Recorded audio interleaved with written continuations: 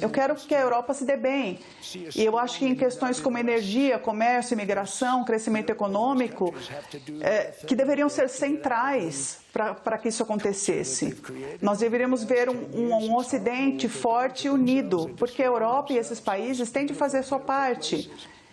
Eles têm de sair dessa cultura que eles criaram nos últimos 10 anos, que é horrível e está acabando com eles, está destruindo a própria Europa, está destruindo esses lugares lindos. Nós queremos aliados fortes e não aliados enfraquecidos. Queremos que a Europa seja forte. Eu acho que essas são as questões, as questões de segurança nacional e talvez as que tornam a situação mais clara. A Groenlândia, por exemplo, vocês querem que eu fale da Groenlândia? Eu iria deixar fora do discurso, mas eu acho que as pessoas não gostariam que eu deixasse de fora. Eu tenho um imenso respeito pelo povo da Groenlândia e pelos dinamarqueses. Tenho um imenso respeito. Mas cada aliado da OTAN tem a obrigação de defender seu próprio território. E o fato é que nenhuma nação, nenhum grupo de nações está em posição para assegurar a Groenlândia, a não ser os Estados Unidos. Nós somos um poder muito grande. Vocês descobriram isso 2 semanas atrás na Venezuela. Nós vimos isso na Segunda Guerra Mundial, quando a Dinamarca caiu para a Alemanha. Depois de apenas 6 horas de luta, e ela não conseguiu se defender ou defender a Groenlândia.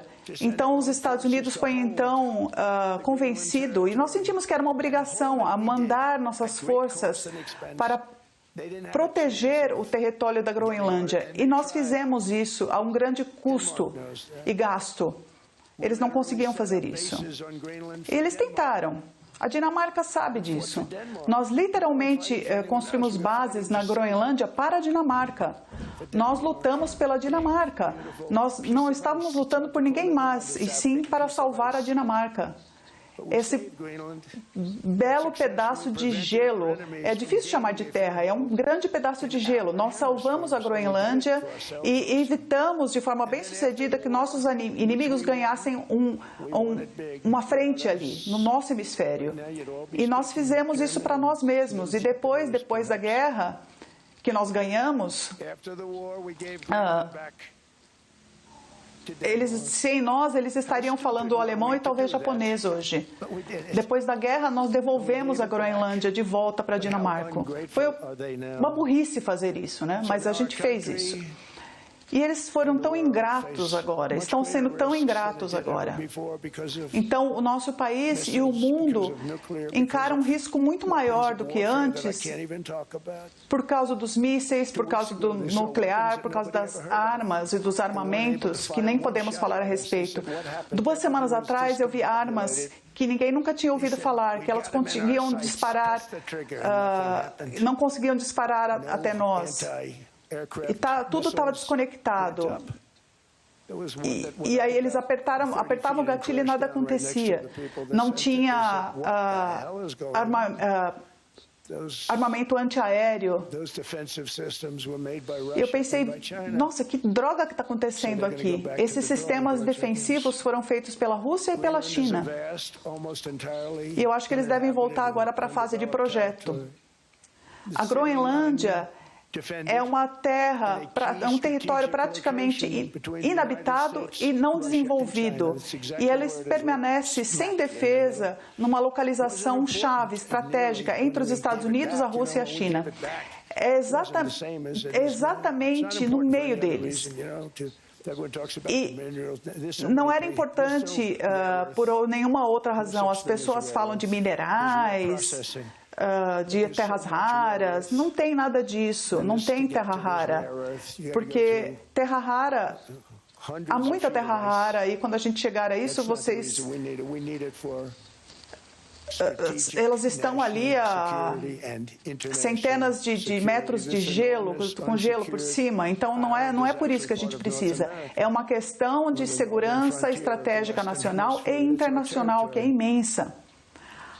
A Islândia é parte da América, da fronteira norte dos Estados Unidos com o hemisfério ocidental. Portanto, é uma questão é um interesse de segurança nacional central para os Estados Unidos e, na verdade, tem sido a nossa política há anos de prevenir ameaças externas de chegar no nosso hemisfério. E nós temos feito isso de forma bem-sucedida. Vocês nunca viram nada mais forte do que isso. É por isso que os presidentes americanos tentaram comprar a Groenlândia por quase 2 séculos.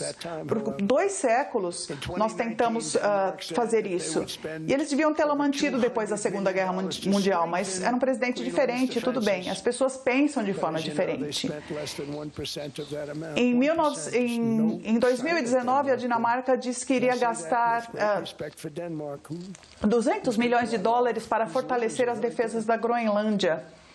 Mas, como vocês sabem, eles gastaram menos de 1% desse valor.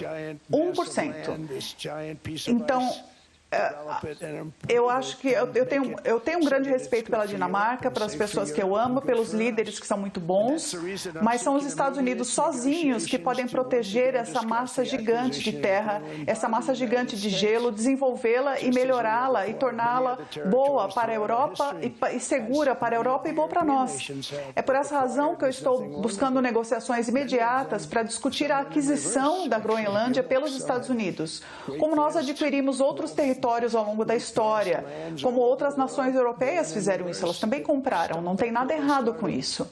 Muitas fizeram isso, algumas fizeram o reverso, na verdade, se olharmos essa grande riqueza, essas grandes terras em todo o mundo.